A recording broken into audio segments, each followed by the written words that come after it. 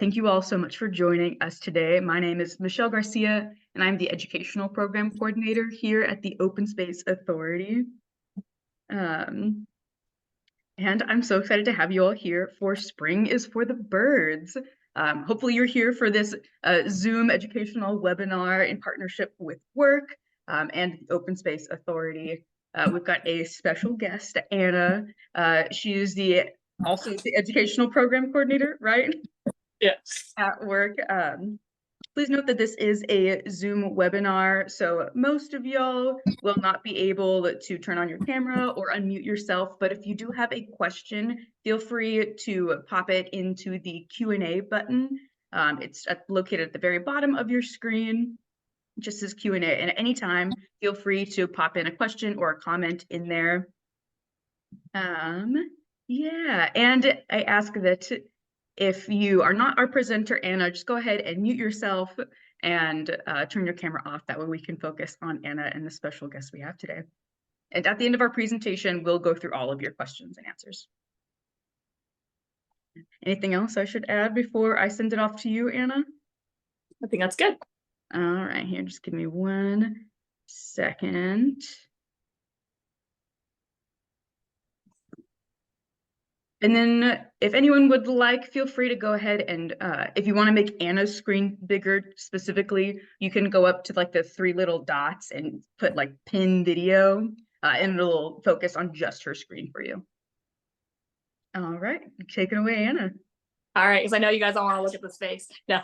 Good afternoon, everybody. My name is Anna, and I am with WERC, the Wildlife Education and Rehabilitation Center. Now, that's pretty long, complicated, but pretty much what it is that we do is when people find sick, injured, or orphaned native wildlife, and they need, the animal needs help, we're an organization that takes those animals in, and we do our best to fix them up enough that we can get them back out into the wild.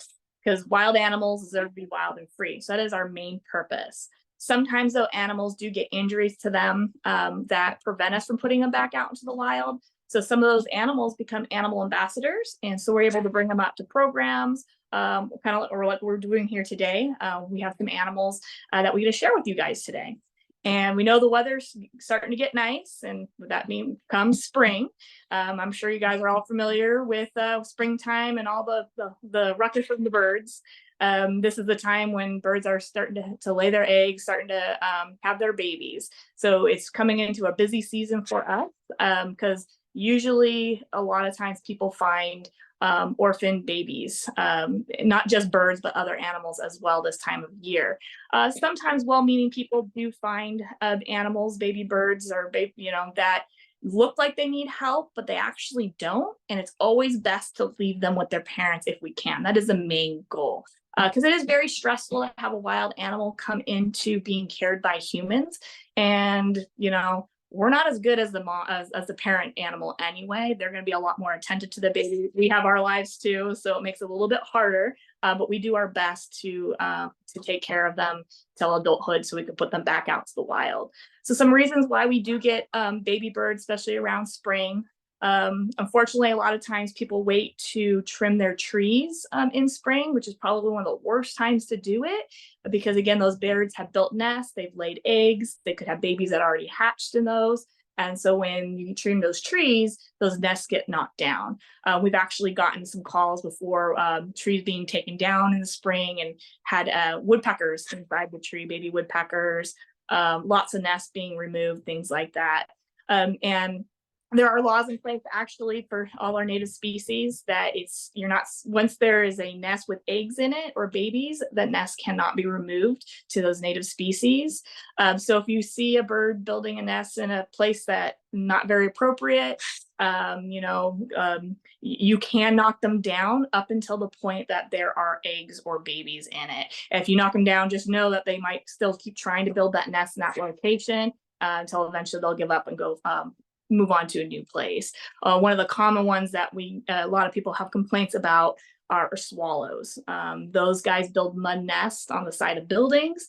They can cause a lot of mess down below because they're going to be pooping out the side. So again, we get a lot of calls thinking that we can come out and remove them. But like I said, once those nests are established, you cannot. But if you see when they're building those nests up, you can knock them down or put preventive measures. Just know, because next year they'll probably come back to that same spot. They tend to nest in the same area. So we recommend putting up some type of bird netting, things to prevent them from going into that spot. So just kind of a heads up. So right now, like I said, the birds are laying eggs, some are hatching, and eventually they're going to go into what's called a fledgling stage. So birds go through this where they actually are ready to leave the nest, and they will jump out and be on the ground. They don't fly straight out of the nest. Most people think all birds can fly right away, but just like humans, it takes time for us to walk. It takes time for them to be able to fly. So it is normal to find baby birds on the ground. If they are on the ground, though, they should be fully feathered. They might have a little bit of fluff on them, but they are still going to have, they're not going to be bald pinkies or anything like that. They should have feathers on them. If they don't, they should not be on the ground. And if they can't be relocated back up to the nest, definitely call a wildlife center to get those birds some help. But again, if they're fully feathered, best just to leave them on the ground. A lot of times people will see these baby birds, like I said, they're fledgling, they're learning how to fly. So they are on the ground hopping around, and that usually makes people think that the bird's injured and can't fly. So how you can tell the difference between an adult bird versus a youngster, because like I said, they'll be fully feathered, is by the length of their tail. So if their tail looks a little bit shorter than what another one around it might look like, it'll be a little bit longer, the babies will have a shorter tail than the adults, and that will give you a clue that that one's just learning how to fly. We get a lot of people wanting us to take those babies in because there might be predators around. Unfortunately, there's predators out in the world. There's not much that we can do about that. One of the biggest predators, though, are domestic house cats. So if you do have a cat and you can, springtime is the best time to keep them indoors if you can, or build a catio so you can let your cats go outside in a safe way. But this is a very common time for these skilled hunters to go after easy prey, and a baby bird that's not able to fly is very easy for them to catch. I know that's not possible, with all the feral cats and things around. If you see, again, the baby bird on the ground and you're concerned about cats, there's not much things that can be done, except for if the cat does touch that bird, it definitely should come to a rehabilitation center, even if you don't see any wounds on it, or maybe your cat brought it inside, because cat saliva, they have a lot of bacteria in it. And even if you don't see a wound, these birds can get an infection, and it creates gases under the skin, and eventually can get an air bubble. Sometimes you can visibly see this air bubble developing. And it can go away on its own, but antibiotics are a good thing to start them, get them on. That's why they should go to a wildlife center. Because what can happen is that bubble can push on their vital organs, and unfortunately the birds don't make it. So again, if you suspect that got caught by a cat, please definitely call a wildlife center. But if you just see a cat around, you're not sure, just kind of let it be, because we can't take every baby bird around because there's a predator. That'd be like having a baby and leaving it at a hospital because you think that's going to be safer for it. It's not going to catch diseases or anything. So it's kind of like the same thing. Find a wild bird, bringing it to a wildlife center. If it doesn't need to be, it can cause a lot of undue stress on that bird. Because again, the parents do a much better job at raising them. There are certain bird species, though, that if you do find on the ground, it is a problem that they should definitely come in to a wildlife center. Hummingbirds are one of those. Hummingbirds do fly straight from the nest, and also those swallows, those ones that build those mud nests that kind of talked about a little bit on the side of buildings. Those guys also fly straight from the nest. But pretty much all the other species, again, do spend time on the ground. And, if you really need to, you can move the bird, but just know they are capable of moving around themselves. So if you put them in one spot, just know that they could, they're going to move to another spot, another area. So a lot of times people will move them out from the sidewalk and put them back into a bush just to come out and find them out on the sidewalk again. We try to discourage people from moving birds, but again, in an emergency circumstance, you definitely can. Safely.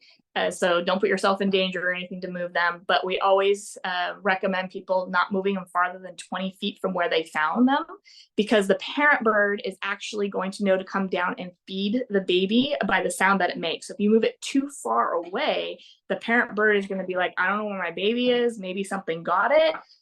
So they might just stop looking for the youngster. And just note too, if you usually see one baby bird on the ground, a fledgling, there's probably another one. They're not going to be next to each other. They're actually going to scatter, because that ensures that if a predator does come, they're not both going to get eaten. So, one might get caught and the other one will be somewhere else. So it would have a higher chance of survival. So that being said, try to leave them be. You can try to keep cats away the best you can. Also, another problem that we have during the springtime is, people might see a nest and enjoy watching the parent bird raising her young.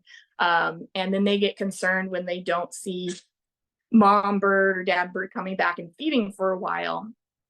So then they call, even though the birds might be perfectly healthy, but we get that panic, right? We don't see the parents. A lot of times when we kind of hover over, an area and maybe the parents realize that you're there, they're less likely to come to the nest because they don't want to draw attention to it. So again, be very mindful about how often you're checking in on them, or you're watching them, because that could actually prevent the parents from coming back to take care of their young. We actually got a call today about 2 hummingbirds that up in a nest, newly hatched, and the people were watching mama bird come back, and then we had these big windstorms and they hadn't seen mom for 2 days. But being the fact that the hummingbirds are still alive, that tells us mom was coming back. And hummingbirds, they have to eat every 15 minutes. They have a very high metabolism. Again, mom was feeding, and actually right after I talked to them, they let me know that they did actually just see mom fly back in. So that's always good news. And sometimes you just kind of have to give a little bit of time. But if you do see the birds are getting, very weak, things like that, again, or you have any questions, always call Wildlife Center so we can direct what the best course of action is for those youngsters. It is a lot of work to take care of those little babies. So again, keep them with mom as best we can. So again, hummingbirds and swallows are the ones that do fly straight from the nest. Everything else, pretty much, I'm sure there's other species, but locally the most common ones, those are the 2 that should fly out of the nest. Now, I'm sure you guys probably want to meet some animals. You don't want to just hear me talking the whole time. You want to see some cute critters. And actually, I have a new animal, new to us. We actually just got this animal. This is the first time that it's coming out for anybody to see. And I just thought it was a really good example of why you shouldn't try to intervene when you do see a baby bird unless it's very necessary. Because this bird, I'm going to see how well this is the first time kind of bringing them out. It's a very common bird. You guys might have them in your backyards around here. But I don't know a male or female, and I don't know a name for this bird. And I'll explain all that in a second. All right. All right. All right. Oops. So you guys might recognize this bird. This is a California scrub jay. Like I said, this is the first time this bird is actually sitting on my hand. So just kind of getting used to all this. Because what happened to this jay, like I said, we don't have a name quite yet, is somebody found this bird as a fledgling. So kind of like I've been talking about, a fully feathered baby bird hopping around, and they actually might even come up to people or get really close to them, not be very fearful, because they are just babies. They're just trying to kind of learn about their surroundings. They don't know what's dangerous quite yet sometimes. These guys, though, the parents are very protective. You guys might have noticed sometimes when you guys go outside and you're around scrub jays and all of a sudden they start screaming at you and you're like, what did I do? You didn't do anything. You just walked outside. That's because these guys are a family bird, and more likely they're screaming or flying around you. It might mean that they do have some babies nearby and they're doing their best to kind of deter you, to kind of move you away from the area. And that's a good sign if you see, parents kind of squawking and stuff at you, because they're being very vigilant for, taking care of their young. So this bird, though, was found as a youngster, and this well-meaning person took it in. And instead of reaching out to a wildlife center, which is legally what should have been done, but unfortunately, this person decided to rehab this bird themselves. So it grew up actually in a tiny bird cage being fed mealworms. These guys do eat worms, but they eat a wide variety of food, among nuts, berries, things like that. But this bird, was raised in a home. I'm not sure how much handling it got. I just know that was living most of its time in a tiny bird cage. And they actually had this bird for 10 years. So yes, this bird is 10 years old. These guys, an average, can live, I wouldn't say average, I guess the record is around 15 for these guys. So this is an elderly bird, believe it or not. And like I mentioned, spend most of its life in a bird cage. And that's not really fair to our wildlife. And as far as we know, it was just primarily getting those mealworms. And because it was kind of kept in this bird cage, not with natural surroundings, it didn't get to do natural behavior. Actually, the other day when we actually got this bird in, the beak was severely overgrown. Right now, if you notice, it doesn't look too bad. That's because we did trim it down. It was so bad we weren't even sure if it was able to eat. The people who had it before were feeding it with tweezers. So I probably didn't, it was still able to eat because of the tweezers, but that bottom jaw was just overgrown. That would be hard to pick anything up. Because birds' beaks are made out of keratin, which is the same material as our hair and fingernails, so it does continually grow. But birds like jays here, these guys actually wear their beak down by naturally exploring things, picking up stuff, eating their food, the appropriate diet. They keep that beak at a reasonable level. So we actually never really have to cope these types of birds. Coping is when we actually file the beak down. A lot of our birds of prey are raptors, the ones that are in captivity for various reasons. We do have to cope every now and again because, again, they're not out in the wild catching live prey and stuff to keeping that beak worn down. And we actually have one of our educational ambassadors has an issue with her beak, which makes us have to trim it quite often. Otherwise, it could overgrow till she couldn't open her mouth anymore. So luckily, we were able to correct the beak on this guy. And, because it's so used to people, we figured this would be a really great animal ambassador for us to have. And these guys do get mistaken a lot. A lot of times if you see these guys in your yard or, we'll get calls on them or whatnot, people like to call these guys a blue jay. So technically they are a jay and they are the color blue, but they're actually not a blue jay. Blue jay is another species that lives on the East Coast. And they actually look different. They're blue. They have a lot more white on them versus our California scrub jays. These guys used to be called Western scrub jays. The last few years, though, the name was changed to California scrub jay because they split these guys into 3 different subspecies. But the ones you'll have here in Santa Clara County are the Western scrub jays. So again, a bluish type bird with kind of a grayish underside. Another blue jay that we do have here, other than the scrub jay, is the Steller's jay, and you're going to find those more up in the more wooded areas, the more a lot of trees, foresty areas around. And they're actually a richer, deeper blue than the scrub jay right here. And they have that mohawk. And so that's kind of a big giveaway for those guys. But you won't usually see Stellar jays that often down in like normal suburban neighborhoods. But these guys you will. So these guys are quite common. People find the fledglings and again assume that they need some help because they're not flying. But you can see here, this is an adult jay, has quite a long tail. Those fledglings, their tails will probably be about half that size, depending on that stage. So again, if they're fully feathered, they might have a little bit of fluff kind of near their head, not always, but depending again on that age. It's the tail that's going to give you the kind of the sign that it is a youngster. And even if you do see one and you approach and you don't hear squawking or a parent, flying around, it doesn't mean the parent is not nearby. It's probably going out looking for food, things like that. And that baby, again, is going to stay around. It's learning to eat on its own, but the parent is still going to come back and feed it.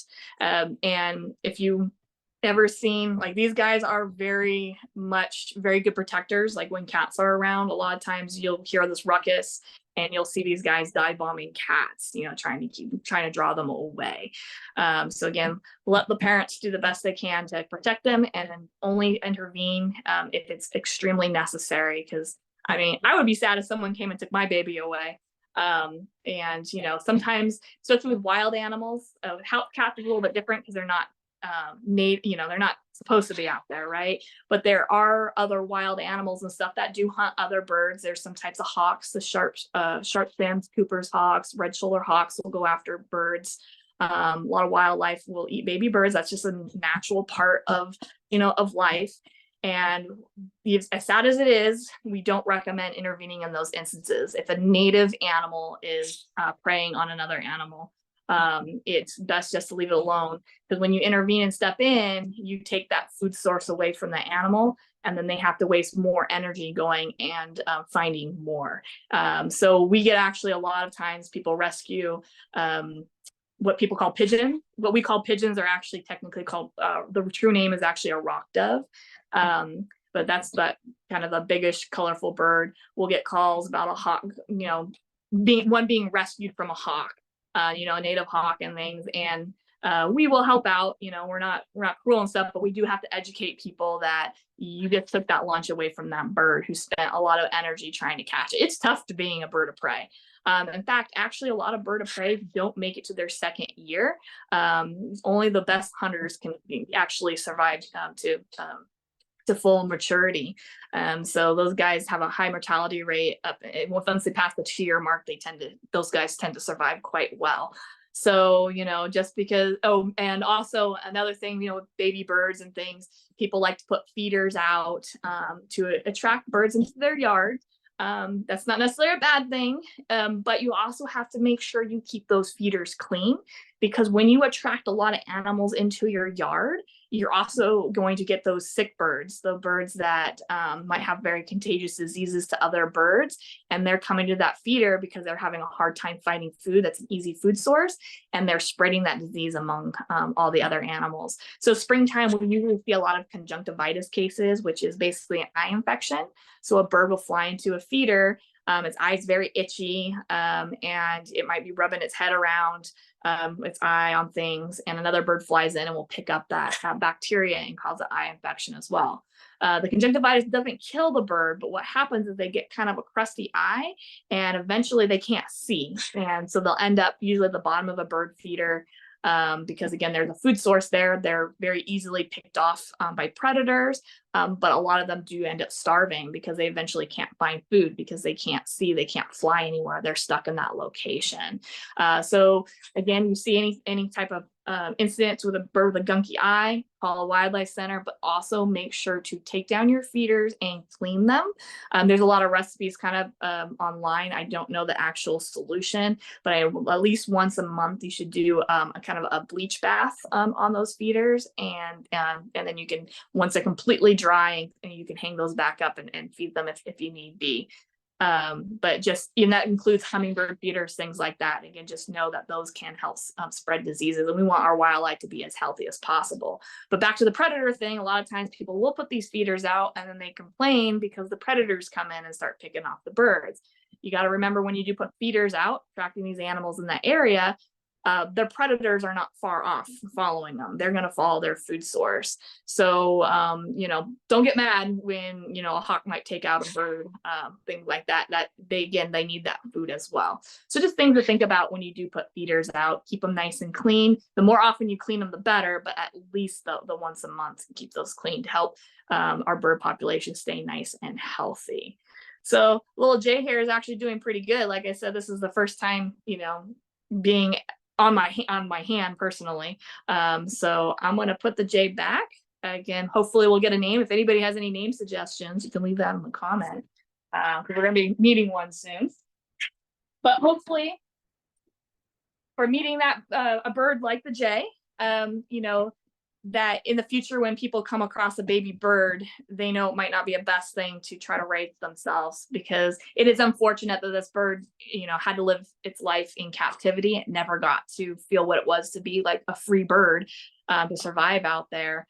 And again, that's what we want. That's, if living in captivity, it may sound great because they don't have to worry about predators. They get food all the time, but being stuck in a box is not much fun. And that's true for us, right? We like to get out and go enjoy a lot of open spaces, go to the parks and things like that, hike around. So again, we want to try to make sure they stay wild and free. All right. I got another bird to share with you guys. This one might not be as commonly seen, especially not in your backyard, but they are a local bird. You'll actually see quite a large colony of these guys at Coyote Open Space Preserve. And they're pretty special to us here in California because they're only in California and they're only in pockets throughout the Central Valley. Some of you guys might already know what I'm talking about, especially if you know about our local birds. But this is the bird, if you heard a lot of noise going on, this is the one that's being kind of a little bit noisy. She's antsy, ready to come out. Let's meet Eureka, our yellow-billed pie. So again, she's going to be a little bit noisy, so hopefully you guys are still going to be able to hear me. She is a very vocal bird. Like jays, these are also in that same family. They're a corvid. I always got to make sure I don't say COVID. It's so close. Since it's all on the mind, it's easy to switch that up. It's corvid. So again, this includes ravens, crows, jays, and these magpies. So the reason why we have Eureka here, why she's not out in the wild, is her nest when she was a baby was attacked by raccoons. And like the jay, these guys are a family-oriented bird. They live in their family groups.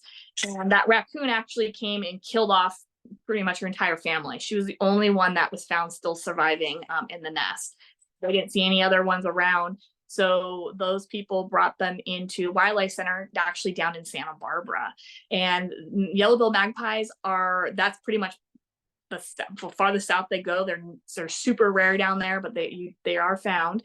And they were super excited to have such a cool bird around that a lot of people kind of come and check on it. And these guys really need to be raised around their own kind.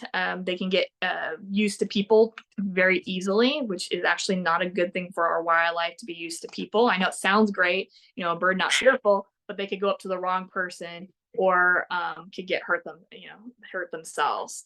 So that Wildlife Center was, trying to find somebody who had other ones around, and she was actually just temporarily going to come through our area, trying to go up to Sacramento area. Again, looking for some other yellow-billed magpies, but she came to our center. We do have magpies around our center.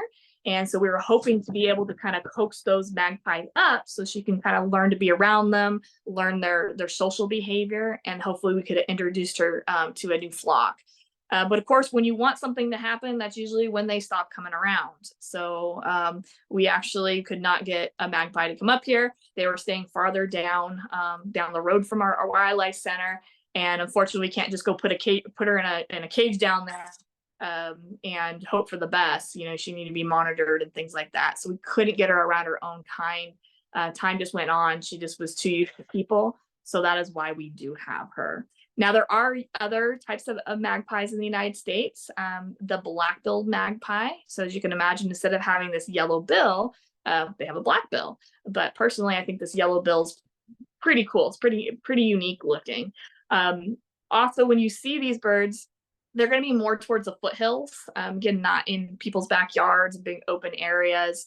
They will be, oak trees, scrub oak and stuff around. You can find them, like I said, open space preserve, but again, there's going to make sure that there are trees around. And when you see one, just keep an eye out. You'll see more. These guys, again, are a family oriented type of bird. But most of the time when people drive by, you might see them out in the roadways because these guys will eat roadkill. I know it seems kind of strange for a bird like this, but these guys are very opportunistic and will eat what they can. They'll catch live food too. They'll eat insects, lizards, they'll eat fruits, they'll eat nuts, pretty much anything edible that they can find. So you will find them out on the roadways going after those roadkill squirrels. But a lot of times when people see them, they're in the shade and they're just on the road people just notice this black and white looking bird. But I don't know if you guys can see in the camera, she has a lot more colors than just black and white, especially when she goes out in the sun. It's a little bit easier to see, but she has greens, blues, and purples in those feathers. Very gorgeous bird, and the distinctive look for them as this nice long tail. So the jay had a long tail, but this one is an extremely long tail. Okay, so that's another indicator that it's a magpie that's around. You may have also heard of a bird, the Australian magpie. Again, those don't live here. Those guys are actually not even in the same family as, they're not even a corvid. So again, just because something might be called a magpie, you might want to lump them all together, but they're actually closer related to a European starling, which is another bird that we actually do have around here. And during springtime, that's one of the most common baby birds people find on the ground is the European starling. Those guys, like their name suggests, did come from Europe. And they were brought over in the 1800s, and now they're a widespread bird across the United States. So that's why you'll see a lot of them. And sometimes you'll see the big displays up in the sky. You'll see these birds kind of swirling around, making beautiful shapes. Those again are the starlings doing that. And as pretty as they are, they can be a little bit destructive, eating a lot of seeds, grains, kind of taking away food for our native species. But they are here. We at the Wildlife Center try not to take very many, and sometimes we will. But technically, Fish and Game doesn't really like people releasing them, even though there's such a large population of them out there. But again, because they can be competitive with our native species. And again, that's the European starling, which is another very common bird that you will see around in springtime, those little babies. All right. Little Miss Eureka here is a little bit antsy, so we're going to put her back. You can see right now she's kind of playing with what we call jesses and cuffs on her. She doesn't normally have those on. She is a fully flighted out in our outdoor aviary, and so she only has to have those on when she goes out to schools or to do programs and things like that. So she's probably like, I want these off my feet so I can go fly around. So I'm going to put her back. Eureka. And magpies are very important to our ecosystem, to our environment, because they do help spread seeds. They'll eat fruits, berries, things like that, and they'll be flying different areas, and they'll, defecate, so it helps fertilize that seed for those guys to grow. So a lot of our native birds, that is kind of one of their functions, how they help our ecosystem, help plants spread out and to grow nice and strong. All right, so those are some more common birds. The magpie is not as common unless you go into areas where where they're found, but the jay especially is very common that you will see during the springtime. Some other animals that you probably will see during the spring, baby birds, are birds of prey, raptors. Okay, we do have a lot of raptors around here. Red-tailed hawks are a very common one. Those guys are those big birds that fly in the sky with a rusty red tail. Even sometimes you might see a big hawk flying in the sky, and you notice it doesn't have a red tail. Doesn't mean it's not a red-tailed hawk. They don't get that red tail till they're about 2 years old. So they'll have a brown tail with thin black stripes going through it. But usually the larger hawk, the largest one we have in the area, is going to be the red tail. If you have a hawk that's really noisy that's around, that just won't stop making noise, that's usually the red shoulder hawk, which is a lot smaller than the red tail. Those guys go after more of the mammals and birds. They're a big bird eater, where the red tails mostly mammals. I say mostly because there has been instances where they go after birds, but it's pretty much opportunistic. If it's easy for them, they're going to go after anything they can, or if they're desperate, they're going to go after things they don't normally do. But those guys, red tails, are more of the mammal eaters. Then you have the sharp shins and the coopers, which are actually small hawks. People all assume all hawks are big. I don't know if I can reach it. I'm kind of plugged in here. We do have a taxidermy Cooper's hawk. I can show you the sizing.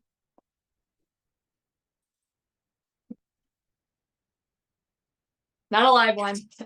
I don't think I can take it out of this, so it might be a little bit of glare. But this is a full-grown Cooper's hawk. So we'll show you long. So hopefully you guys can kind of see that. They do have the long tail. But this bird goes after other songbirds. So this is one that commonly, if you have those bird feeders out, you might see these guys coming around. And just know it's just a natural part. Nature has those checks and balances to control those prey animals. So again, those guys are bird eaters. But as far as their babies, because they're having babies around this time as well, you might see either nests, sometimes they fall out of the nest, things like that. Their babies are going to be they're going to have feathers, and they're going to be look like little kind of cotton ball type of things until they get a little bit older and start growing in their feathers. If you see a bird that has a lot of fluffy down on them, a bird of prey, it should not, most species, they should not be on the ground. So sometimes there might be a nest nearby.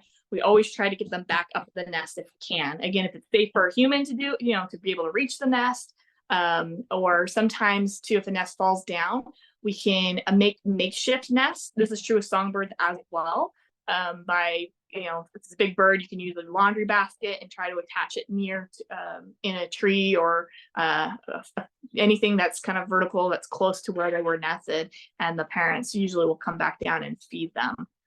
Barn owls are another common one that will get babies. We actually have a baby barn owl right now. We have our educational barn owl fostering that baby. When we get these babies in, we'll put them with their own species, so they grow up knowing that they're an owl and not a human thing that's going in there and feeding them. So she doesn't physically go and feed them or anything. We still put the food down, but still they're around her. We have a great horned owl as well. She's a super mom when it comes to fostering. She fosters around 7 to 8 babies the last few years she has. And she will actually feed those young. She'll get them in really young, really small babies, and she takes care of them really well. In fact, right now she's very hormonal because she's getting ready for the spring season. She's actually laid 2 eggs. So just like chickens can lay unfertilized eggs, so do all other birds. They just don't lay them as frequently as chickens do because we purposely selectively bred chickens to do that.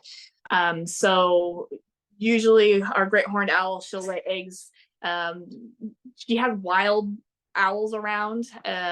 So we say that we always joke around. She has a wild boyfriend that comes around, and so her hormones start building up, and she does lay eggs.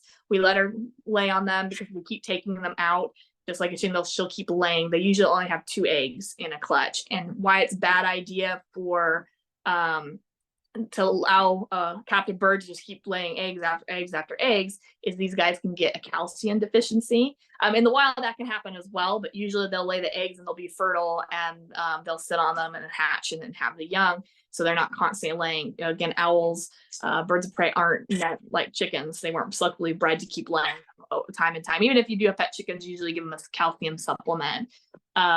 So she actually has some eggs down with her, which helps us out because when we get the baby owls in, we'll swap a baby for the egg. And like I said, she does a really good job of feeding and caring for them. So our educational animals do help us out in that way as well.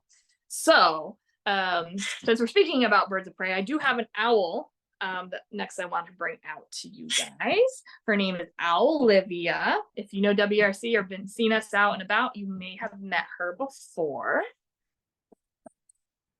She happens to be our western screech owl. This is Owl Olivia.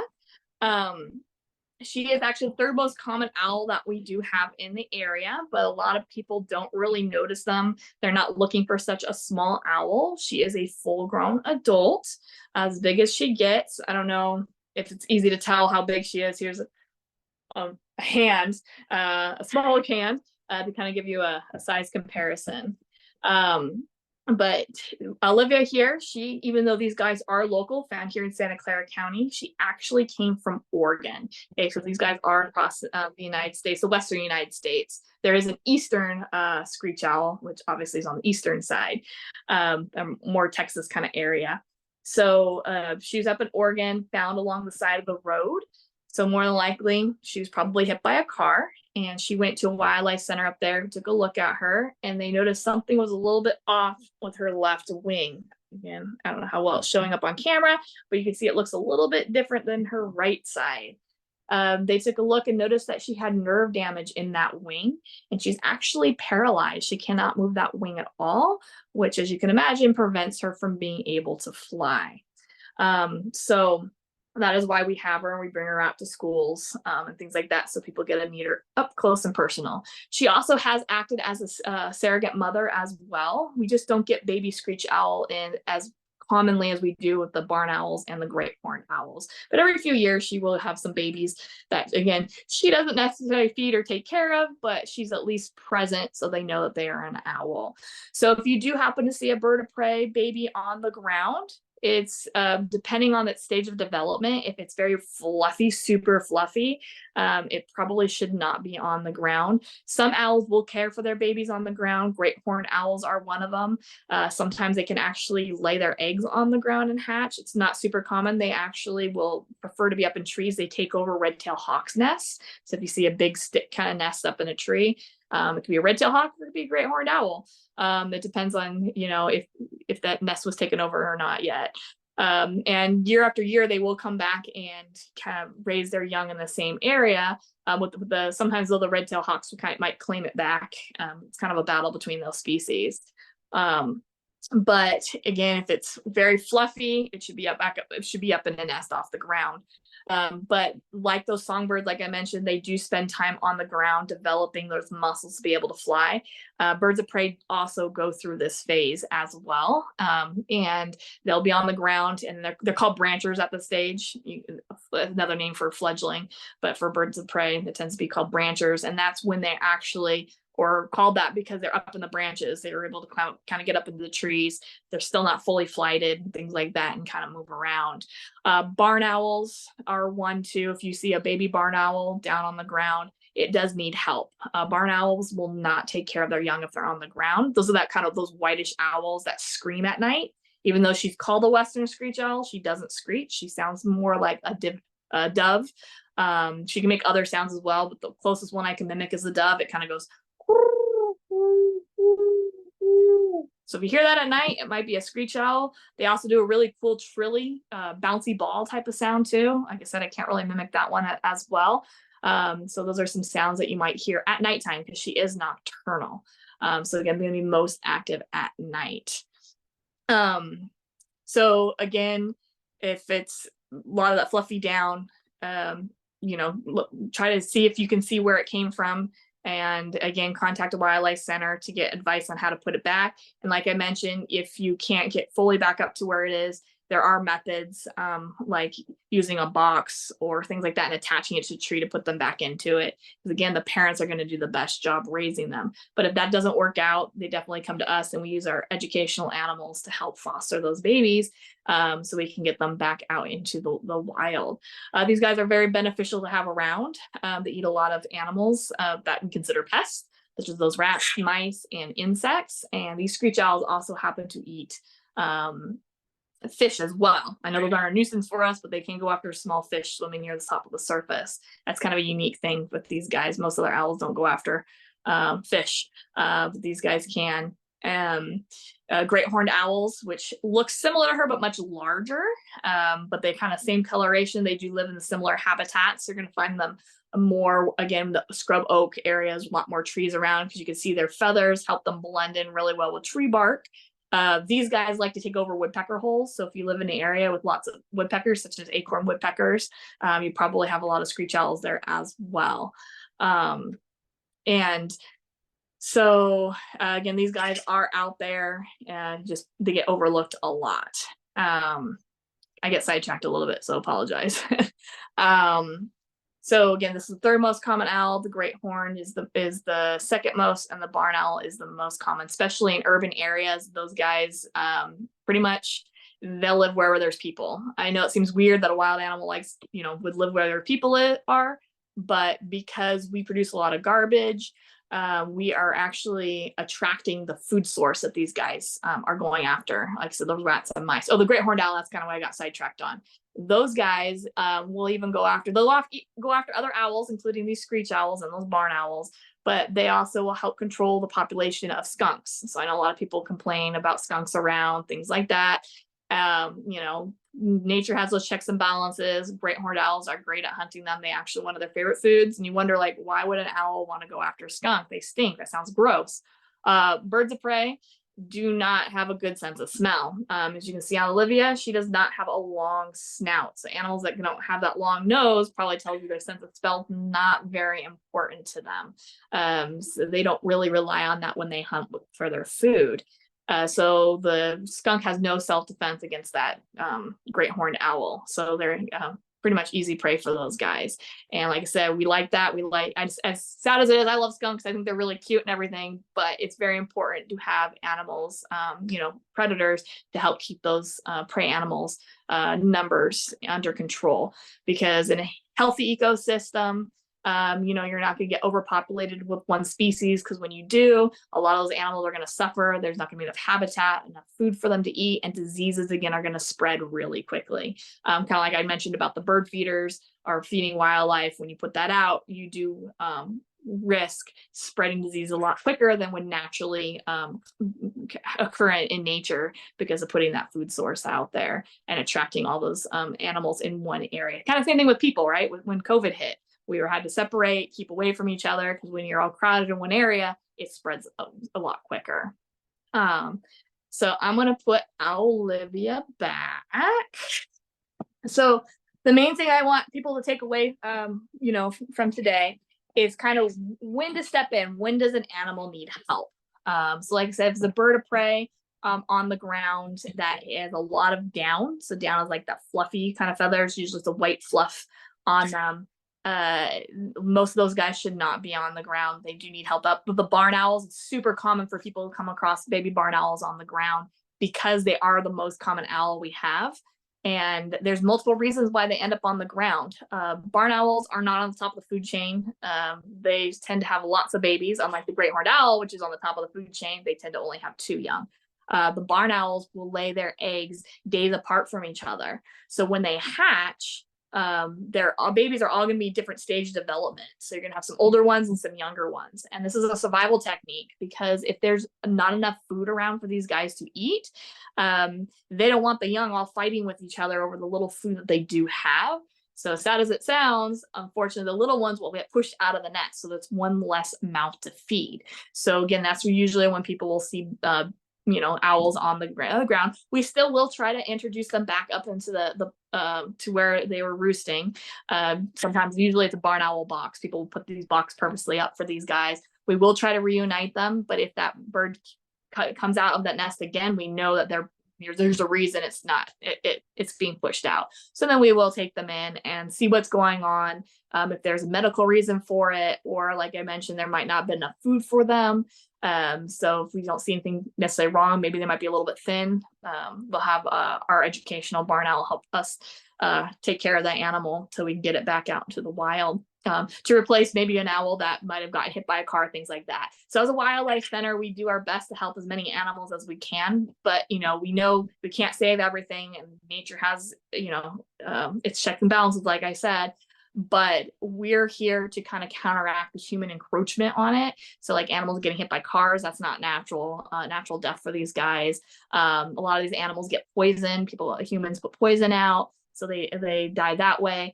So we're not specifically just only helping those type of animals, but we're helping another animal that might have gotten hurt to replace one that maybe passed away due to a human reason.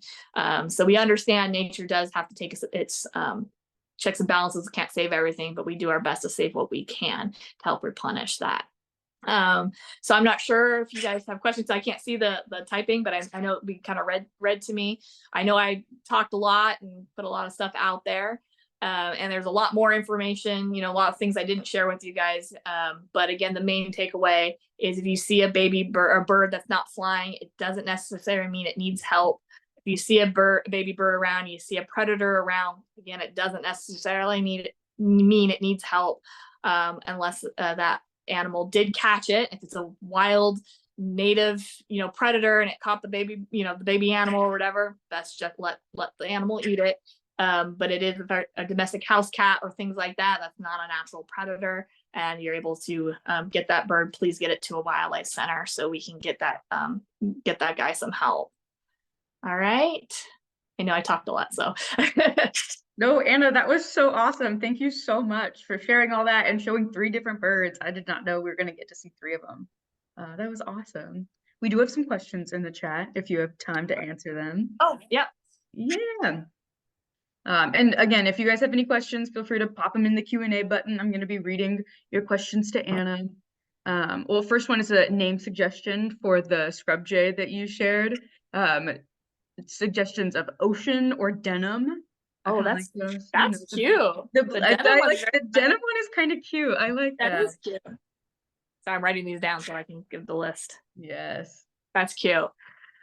And then one question is, how did you train to do this job? I kind of had the same question, like watching you handle the birds. That was so cool. Can you tell us more about Oh what yeah, I you get like? you got Yeah, all that kind of stuff. So I yeah. actually started, I love animals and I always wanted to deal with it. I remember people coming out to schools when I was in junior high school, bringing exotic animals. I'm like, how do people get to do that? And, I don't really think anything of it, but I was really interested in like zoology. And I actually was going to Gavilan, junior college, and I took a zoology course, and someone happened to be in that class and they're like, oh, you want to be a zoologist? What are you doing for it? I'm like, I don't know, I'm going to school. Not a good answer. Because when you want to work with animals and stuff, experience is key. And even if you don't have access to working with wildlife, even working with domestic animals, that can help get you in your leg in the in the door, especially the larger animals like livestock and stuff like that. But anyway, so I found out about WRC, the Wildlife Center, and I started volunteering here back in 2002, been a while ago. And I was here for 2 years before I left to go to four-year university. I actually, even though I went to junior college first, I still spent 4 years. I switched my major because originally I was a zoology major, and I did switch over to animal health science. And I moved back up into the area trying to look for jobs. Nobody was hiring. It's very hard. But I started volunteering back with WRC, and I was fortunate that they were like, hey, we're looking for an instructor.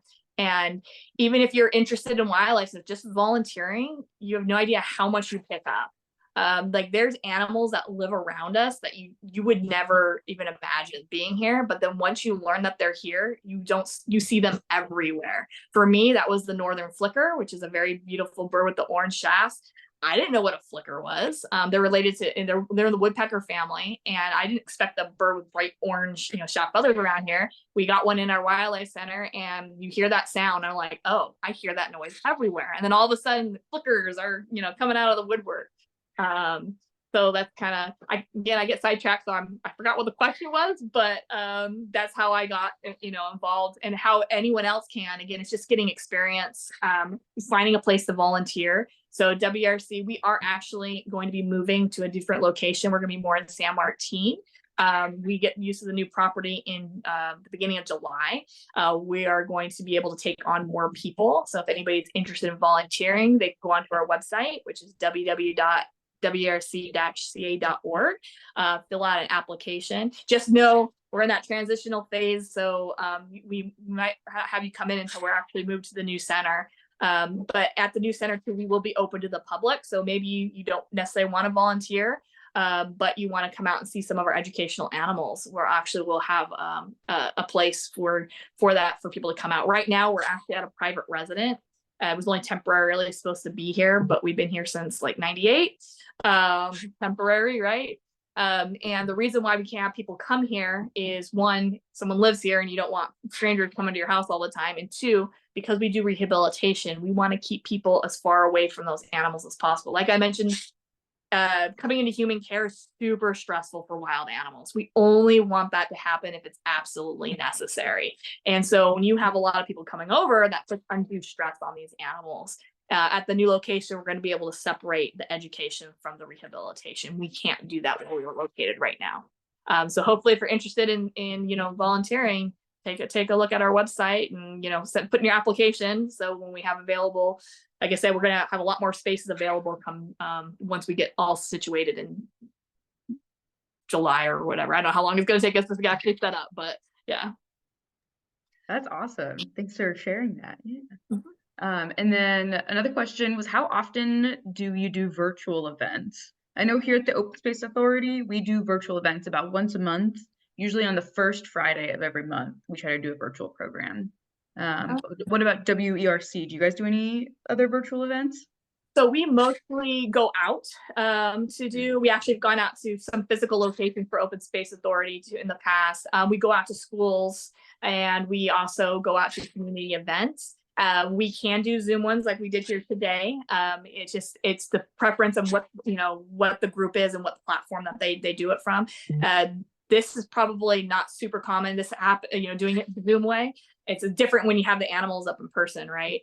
But we can do it. And so in person, though, you get a lot more hands-on. You don't get to touch the live animals and stuff. So I'm saying that, not so saying, oh, look what you guys missed out on. I'm saying this so take a look when we do go out to places, because a lot of them are open to the public, not necessarily the schools per se, but when we go out to the open space authority events that they put on, we bring this stuff out there. So like you can feel the difference between a nocturnal bird of prey like an owl versus a diurnal, a daytime bird of prey like a hawk. The one has to be silent, one has to be fast. So you get that more hands-on aspect and stuff like that. So, you can go on our website.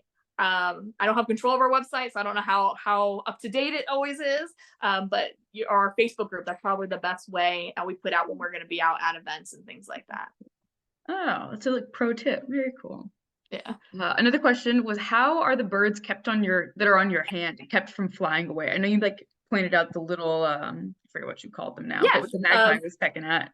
So the birds that we saw, 2 of them are fully flighted. Only the owl was not with a paralyzed wing, but she still did have, they're technically called cuffs and jesses, even though 2 of them they're not the official kind that would be under that. They're just little snaps, little snaps that go around. And that's just to keep them safe. So one, especially the bird that can't fly, if for some reason she was to fall off my hand or got spooked or something, and you don't want her falling and hitting her head.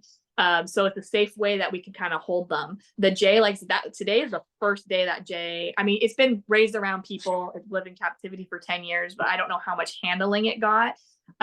So this is a new experience for it, coming out, and you can kind of say it was a little bit different. It kind of was laying down on my hand because like, what are these things? I still have to put those little straps around the feet, and it doesn't hurt. For like when the birds fly, a lot of people, oh, it's pulling at its leg. You notice on both of them, if you only had it on one leg, that's where you could cause damage, because you're just like pulling your arm out of your socket, things like that. So that's why you put the even pressure. And again, they're not pulling on it. It's just a safe way if they do get spooked that they're not going to hurt themselves, and things like that. So that's how all 3 of the birds I brought out, they all had something on their ankles. And when they go back into their enclosure, they don't have anything on. And that's again why Eureka was pecking at hers a lot, because she's like, hey, I'm fully flighted. I fly around. Why aren't you letting me fly around the room? That's so cool. And what you said about lots of magpies being at Coyote Valley Open Space Preserve is so true. Even if you just go to the parking lot and see them, yes, yeah, you don't have to go very far. No, you're just sitting in the parking lot and like, oh my gosh, there's 10. Yeah. So cool. And it so many people overlook it, how special these birds are, because you don't find them anywhere else. Mm-hmm. Yeah. It's true. I know we have people who come from all over to see the magpies there. Okay, so I think this is our last question. It says, what are the chances you could find a new bird? I think they're asking how often maybe you get new birds. Okay, I'm assuming you mean educational. Yeah, yeah. So when we get animals in, normally, if they're non-releasable for some reason, and they're healthy, like it's not something that's a detrimental, if they're suffering, and they're super stressed about being around people, we have to do the most humane thing for them. But we do come across an animal that is non-releasable and is, that can be worked with to get comfortable. We can't keep every single animal. So we will look for other centers, zoos, things like that, if they do have space. Our last animal that we placed with someone else was a turkey vulture. If you want to check out a turkey vulture, YSI, the Youth Science Institute, they have a vulture that came through WERC. So sometimes we'll find placement. It's not easy to find. First, you have to have the place where it's going, have proper permitting. Second of all, some of the animals are so common. Turkey vultures, red-tailed hawks, and great horned owls. Those are the 3 most common ones that, if they get injured, they tend to have wing injuries, and that come in to find looking for placement. But because there's so many of them, it's hard to find placement for all. And also, they live a long time. The turkey vultures live about 40 years. So you can imagine not everyone's looking for a turkey vulture. At our new center, though, we might, because these guys are, again, a family bird, the vultures, and we have one educational, one Zorro, but it's me. The wild ones come around and hang out with him. So at least he gets that socialization. But at our new center, because we will be open to the public and people can come out to us, we would be able to house, again, not every single animal that needs housing, but we can keep more than one of the animals that are social. Birds of prey in general are not social animals. They tend to mate and have a pair, and that's it. But like vultures and stuff, they do like to be around a lot of their other kind. The magpie, they don't come very often, non-releasable, but even if then, because she wasn't raised around them, there's a possibility they can hurt each other. We actually did, though, use her as a foster parent one time with a magpie. We were really nervous about it. We really had to keep an eye because, like I said, it could go bad. But we first started out in a little mini enclosure inside her enclosure, and then eventually under supervision would let them out together. And she was a horrible mom. She would take food right out of the baby's mouth. So, but at least she got to be experienced what the magpie looks like. So it doesn't happen very often as far as needing to find placement. But when it does come about, it can be a little bit tricky. But we have sent animals, we had a golden eagle one time, couldn't be released. It ended up going to North Carolina. And so we do send them. We've had a screech owl that went to Alaska. So if we can find placement, if that bird is healthy enough, and because we don't want to waste a life just for an unfortunate circumstance. But yeah. Awesome. Well, that's all our questions. Thank you so much, Anna. This was so cool. I know I learned a lot. And I hope everyone else did too, and checks out WERC website, maybe signs up to volunteer. Yeah, and like I said, we do virtual programs once a month. They're always free. So if you enjoyed this, maybe come back next month and we'll have more fun stuff for everybody. Yeah. Thank you so much. Have Yeah, have a good day. Have a good weekend. Yeah, you too. All right, bye-bye. Bye.